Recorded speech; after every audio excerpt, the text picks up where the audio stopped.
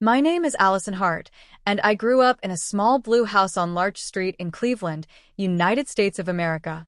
The house wasn't fancy, but to a child it felt like the whole world. White fence, cracked porch steps, the smell of paint in summer. I used to draw chalk flowers on the driveway, and Martin, my father, would always tell me not to waste time on things that washed away with rain. Back then, I didn't know he was referring to more than just drawings. On the night I turned 18, I came home late from my part-time shift at the grocery store. I was tired but hopeful. I had bought a small cake from the discount section. I imagined we'd sit together, maybe even laugh. But when I turned onto the porch, my heart froze. My suitcase sat by the steps, zipped tight. Next to it, a black trash bag bulged with my clothes. The porch light above flickered like it was ashamed of what it had to witness. Martin stood in the doorway, with his arms crossed. His voice was cold. "Allison, the time has come for you to earn and eat for yourself." I looked at him, then at Ruth, my mother, standing behind him in her worn nightgown. Her face was stiff, almost bored. "We've done enough," she said flatly. "You're an adult now.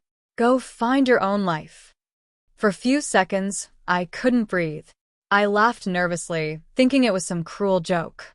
But Martin placed my old school photo on top of the bag, like a final touch on a project he'd finished. "Don't make this harder than it needs to be," he said, and closed the door. No hug, no cake, no plan. Just the sound of the lock clicking and the porch light buzzing above me. I had $48 in my wallet, a phone with 10% battery, and a heart that felt hollow. I sat on the curb, staring at the blue house that had held my childhood. Every window looked dark, like the place itself had already erased me. I thought of sleeping on a friend's couch, but pride kept me from calling anyone. So I walked to the bus station. The clerk at the ticket counter asked, "Where to?" I said the first city that came to mind, Chicago. The ticket cost $38. That left me with 10. I sat on the bus, pressed against the cold window, and cried quietly into my sleeve while the world outside blurred by. The driver saw me but said nothing.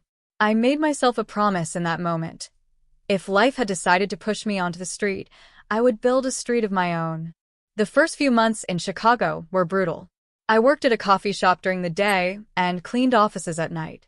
The owner of the coffee shop, Mr. Blake, was kind enough to let me take leftover pastries home. I shared a tiny studio with a girl named Mia who loved plants and believed sunlight could fix anything. She paid for Wi-Fi. I paid for utilities.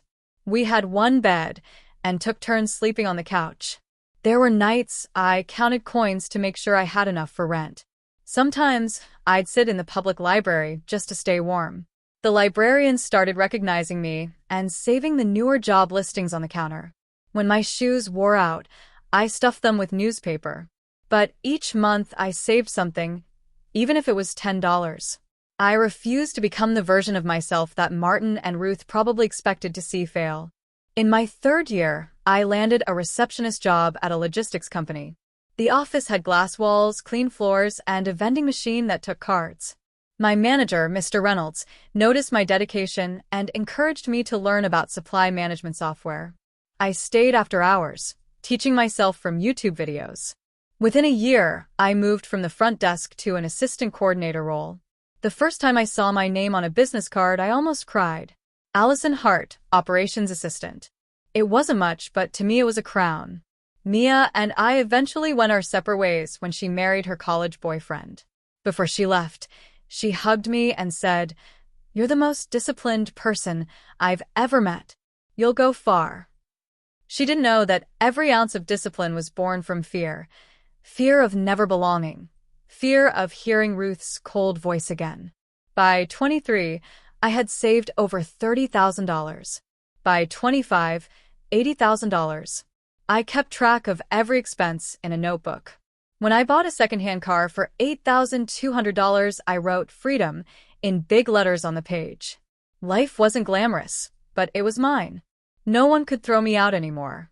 When I turned 28, I moved to Boston for a better opportunity with a logistics software firm that offered real benefits, a salary of $82,000 per year, health insurance, and a retirement plan. It felt surreal signing that offer letter. The city was colder but brighter. I rented a small top-floor apartment in Beacon Hill, with slanted ceilings and sunlight that poured in through the windows every morning. The rent was $2,400, and for the first time, I didn't flinch at the number. I bought secondhand furniture, a rug that didn't match, and a plant I named Hope. I cooked simple dinners, listened to soft jazz, and started sleeping peacefully again. Each morning, I passed the mirror and said, "You're doing fine, Allison. Keep going." Yet, sometimes when the house went quiet, the memory of that porch still visited me. I'd close my eyes and see the flickering light, hear Ruth's voice, and feel that sting of betrayal. I never called them again. Silence became my shield. Still, a part of me wondered if they ever thought of me. Did they regret it? Did they miss me? I didn't know then that the truth waiting ahead would rewrite every memory I ever had of them. I didn't know that the people who threw me out weren't who I believed they were. But destiny, as I'd soon learn, has its own way of bringing the truth home, even when home no longer feels real. That night in Chicago, when I fell asleep to the hum of traffic outside the window, I thought I had lost everything. I didn't know I had actually escaped a lie that would take me 10 years to uncover. It all began on a cold, gray Tuesday in March. The kind of day that smells like rain, but never delivers it. I had just signed the closing papers for my very first home, a one-bedroom condo in Somerville, Massachusetts. The purchase price was $612,000, with a down payment of $122,400 I had spent years saving for. It wasn't large, but it was mine. My real estate agent, Denise, handed me the closing folder with a bright smile. "Congratulations, Allison. You did this yourself." Her words filled me with pride. I'd built my life from scratch, brick by brick. When I walked through the front door of that little condo, the echo of my footsteps was the sweetest sound I had ever heard. No one could throw me out now. That night, surrounded by boxes and half-assembled furniture, I began unpacking. I called the utility companies to set up autopay, then sat cross-legged on the floor, slicing open cardboard boxes with a butter knife. As I folded one of the last boxes, I noticed a thin envelope taped to the inside panel. My name was written in careful handwriting, "Allison, save for your 18th birthday." For a moment, I froze. The postmark was from New York, dated 10 years ago. My breath caught in my throat. Why would anyone send something like that to me? Someone who had been thrown out with nothing. I tore it open. Inside was a photocopy of a hospital wristband, slightly faded but still legible. It read, "Baby girl Sterling, date of birth, March 14th. The same day I was born. My name wasn't on it. Instead, there was a note written in the same handwriting as the envelope. "Your name at birth was Allison Sterling. If this finds you, know that you were loved. Contact Sutton and Bell Private Bank, New York. Ask for Daniel Cole. Present this wristband." I sat there on the floor, my hands trembling so badly the paper rattled. Sterling. The name sounded foreign but familiar, like a word I'd heard in a dream. I tried to make sense of it. Who sent this? How did it end up in a moving box? Was this another cruel trick from Martin and Ruth? Sleep didn't come that night. Every time I closed my eyes, I saw the words, "Baby girl Sterling." The next morning, I decided to call the bank. A man answered on the third ring. "Daniel Cole speaking." His voice was calm, professional. "Hi," I said, my voice shaking. I found an old letter with your name and a wristband. It said to contact you." There was a short pause. "May I ask your name, miss?" "Allison Hart." Another silence, longer this time. Then his tone softened. "Miss Hart, would you be able to come into our New York office? It's about a matter that has been unresolved for many years." I didn't hesitate. The next morning, I booked a train to New York. My heart raced the entire way there. By the time I reached the bank, a tall glass building in Manhattan, I had convinced myself it was some kind of scam. Still, curiosity pulled me through the doors. At the reception desk, I gave my name. The woman smiled politely and led me to a private room with glass walls and soft chairs. After a few minutes, A man in his 40s walked in, holding a leather folder. "Miss Hart," he greeted, extending his hand. "I'm Daniel Cole." His eyes were kind but serious, as if he already knew something that would change my life. "You found the letter?" he asked. I nodded and handed him the wristband.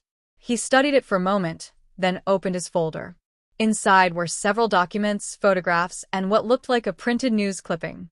"Miss Hart," he began slowly, or perhaps I should say Miss Sterling. "We have been searching for you for a very long time." The room went silent.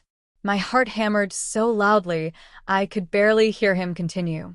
He told me that my biological parents were Philip and Eleanor Sterling of New York City, wealthy business owners with real estate and tech investments across America and Europe. Their combined net worth was in the billions. When I was 1 month old, a caregiver who worked for the family took me without permission during a dispute between my parents and an extended relative. By the time the authorities traced her, she and the baby me were gone. My mind went blank. "Your parents never stopped searching," Daniel said gently. "They hired private investigators for years. The police suspected that you had been moved across states and eventually placed under a new name. That's why we've never been able to locate you." I tried to speak, but my throat felt tight. "But Martin and Ruth, they raised me. They said they were my parents." Daniel hesitated. "They were not. Based on what we know, they took you in under pretenses. Payments were sent to them for 2 years through an intermediary, then stopped. It seems they cut all contact afterward." He opened another document, a trust account record. "Your parents created a trust fund for you, held partly in dollars and partly in pounds. It was meant to secure your future in both the United States and the United Kingdom, where your family has holdings. The balance has grown over the years. It currently stands at $12,400,000. I gasped, leaning forward. "That can't be right." "It's all here," Daniel said, tapping the folder. "The funds are frozen until proof of identity is presented. That wristband and a DNA test could confirm everything." For the first time in years, I didn't know what to say. My entire life, every struggle, every lonely night, was built on a lie. The people who had thrown me out at 18 were not even my real parents. They were thieves who had stolen me from a family that had spent decades grieving my absence. Daniel's expression softened. "Take your time, Allison. I can arrange the DNA test whenever you're ready. There's no rush." I nodded silently. When I stepped outside, the cold New York air hit my face like a wave. The city roared around me, but everything felt distant, muted. I leaned against a building, clutching my coat. My entire identity, my name, my past, my memories, had just been rewritten in a single afternoon. I called Mia from the corner of Madison Avenue. My voice broke as I told her everything. There was a long pause before she whispered, "Allie, this isn't a storm. This is sunrise." Maybe she was right, but standing there in the middle of the city, I didn't feel the warmth of dawn yet. All I felt was the trembling of the ground beneath my feet, like the truth itself was too heavy to hold. The DNA results arrived faster than I expected. 10 days after I gave my sample, I received a call from a woman named Ava Brooks, an attorney representing the Sterling family. Her voice was calm but carried the kind of weight that only comes with serious news. "Allison," she said, "the match is conclusive. You are the biological daughter of Philip and Eleanor Sterling. They would like to meet you. Only if you're ready." I wasn't ready. Not even close. But something in me knew I had to go. I had spent my entire life believing I was unwanted, unworthy, and replaceable. Now, strangers wanted to meet me because I was their missing daughter. My mind raced between disbelief and fear as I packed a small suitcase. On a quiet Saturday morning, I boarded a train to New York. The journey felt endless. I stared out the window at passing towns, trying to imagine what kind of people my real parents were. Billionaires, Daniel had said. But money didn't mean love. I told myself to expect nothing, to just get answers and return to Boston. When the cab turned onto Riverside Drive, I held my breath. The Sterling residence looked like something out of a historic film, an elegant stone mansion surrounded by ivy and tall gates. Yet, Despite its grandeur, the air around it felt warm. The front door opened before I even reached it. Philip Sterling was the first to greet me. He was tall, silver-haired, and dressed simply in a navy sweater. "Allison," he said softly, as if testing the word he'd waited years to say. Eleanor followed, her eyes glistening with tears. She reached for my hands, holding them tightly. "You look just like you did in your baby photos," she whispered, and for the first time, I felt the weight of a love I'd been missing all my life. We sat in their sunroom, overlooking the Hudson River. The room smelled faintly of oranges, and sunlight danced across the marble floor. For a while, we just talked. They told me about the years of searching, the posters, the investigators, and the birthdays where they'd lit a candle for a child they never stopped believing was alive. I listened in silence, trying to absorb every word. When they asked about my life, I told them the truth. About Cleveland, the small blue house on Larch Street, the porch light, the trash bag, and the night I was told to leave. I told them how I survived, how I worked, saved, and built my life from the ground up. As I spoke, Eleanor's hands trembled. Philip's jaw tightened. Then I mentioned Martin and Ruth, the couple I had believed were my parents. The change in their expressions was immediate, like a light flicked on in their memories. "We know those names," Philip said quietly. "They worked for us years ago, managing a property in Ohio. They left without notice, the same month you disappeared. We followed the trail for a while, but it went cold." Ava, who had been quietly listening, slid a folder across the table. "We have records," she said. Inside were photocopies of checks, small payments made to Martin and Ruth Hart over 2 years. Then the payment stopped. Alongside them was a handwritten note from a private investigator.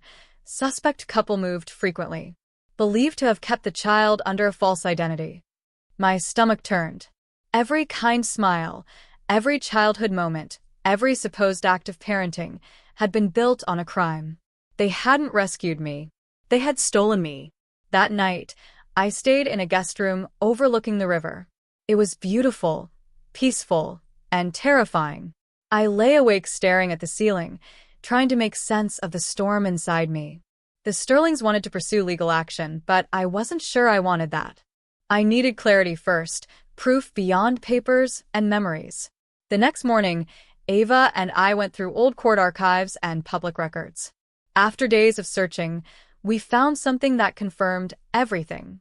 A storage unit registered under Martin's name in Parma, Ohio. It had been untouched for over a decade. We visited it together. The clerk, unaware of the story behind it, handed over the key after confirming my attorney's authorization. Inside, dust coated everything. Boxes of old clothes, broken furniture, and one steel lockbox. When Ava opened it, I felt my knees weaken. Inside were my original birth certificate, a tiny silver rattle engraved with the initials AS, and several photographs of me as a toddler. In each picture, I looked unsure, confused, even as if I recognized the camera but not the people holding me. I knew what I had to do. With the clerk's help, we called Martin and Ruth, saying there was a billing issue with the unit, and they needed to come in person. They arrived the next day, older but still carrying the same air of quiet arrogance. The moment they saw me standing by the doorway with Ava beside me, color drained from their faces. "Allison," Ruth whispered, her voice trembling. "You look different." I took a deep breath. "My name is Allison Sterling," I said steadily. "You knew that, didn't you? You had my records, my birth rattle, even my baby pictures.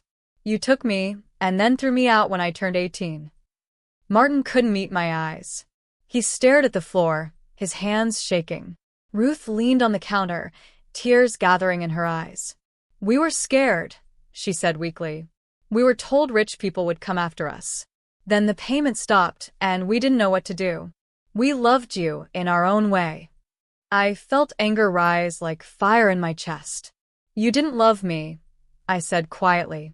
"You used me until I became inconvenient. You didn't panic on that porch, you planned it." Ava took control from there. There were statements, signatures, and a report filed with the district attorney. But after reviewing the records, the prosecutor ruled that too much time had passed for criminal charges. Civil options were available, but I didn't want revenge. I wanted peace. Truth on paper. Closure. When it was over, I returned to New York. Philip and Eleanor invited me to stay for a week. The house felt less intimidating now, like a home that had been waiting for me to walk through the door. Each morning, Eleanor would knock softly and ask if I wanted tea. We talked about simple things, books, gardens, travel.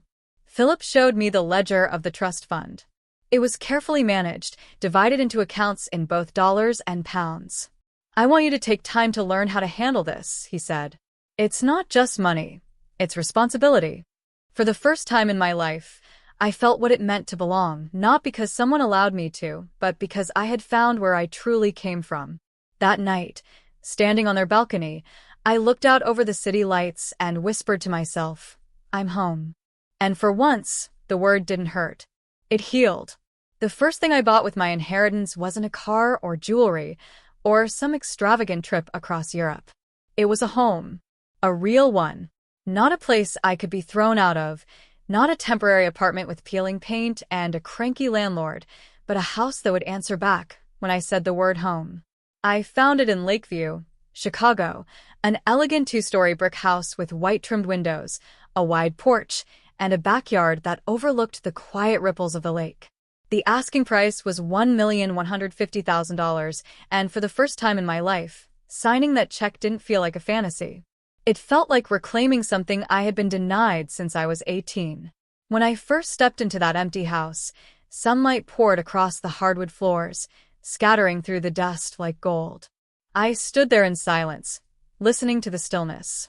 For a moment, I thought I heard an echo, a faint hum that seemed to say, "You are safe here." I closed my eyes and let the tears fall. The trust had released $3 million initially, not just for the purchase, but also for renovations and a project I wanted to build in my name. I called it the Porch Light Fund. The name came from that night 10 years ago, when the porch light had flickered above me while my so-called parents locked me out.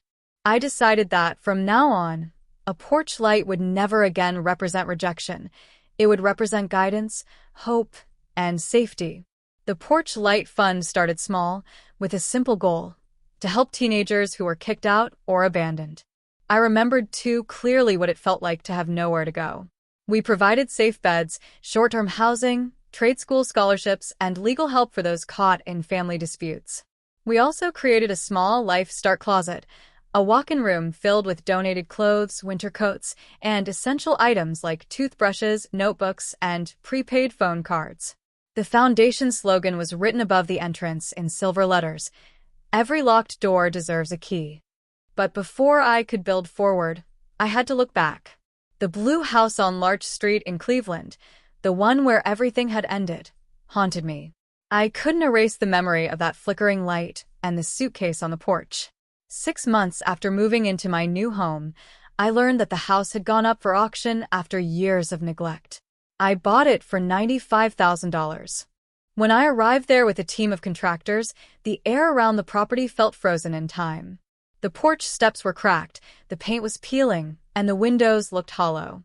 I walked inside and saw faded wallpaper, broken furniture, and the same living room where I'd once sat doing my homework under Ruth's silent glare. My chest tightened, but I didn't look away. We renovated everything. I tore out the walls that had held my silence, polished the wooden floors, and painted the rooms a bright, hopeful white. I kept one thing intact: the porch light. It still worked, and I told the electrician not to replace it. "Keep it," I said. "It stays on for whoever comes next." When the work was done, I turned that old house into a 6-bed transitional home for young women starting over after homelessness or abuse. We called it Larch House. Each girl who entered got her own key, her own bed, and her own mailbox. Small things, but powerful symbols. I visited often, bringing food or new linens. Every time I saw that porch light glowing, I felt like some part of my story had healed. As for Martin and Ruth, I chose a different kind of closure. After long discussions with my lawyers, I reached an agreement with them. They gave sworn written statements about what they had done and handed over every item they still had from my childhood. In return, I agreed not to pursue damages or criminal charges. They were required, however, to allocate a portion of their home's sale proceeds to the Porch Light Fund whenever they decided to sell it. People asked me if I forgave them. The truth is, I didn't. I simply refused to let their cruelty own another second of my life. Forgiveness wasn't necessary. Freedom was. Philip and Eleanor became a gentle, steady part of my new life. We spoke every Sunday evening. Eleanor would always ask about the garden at my Chicago house, her way of nurturing from afar, and Philip would give me advice about investments and running a foundation responsibly. They didn't try to fill the lost years, and I didn't expect them to.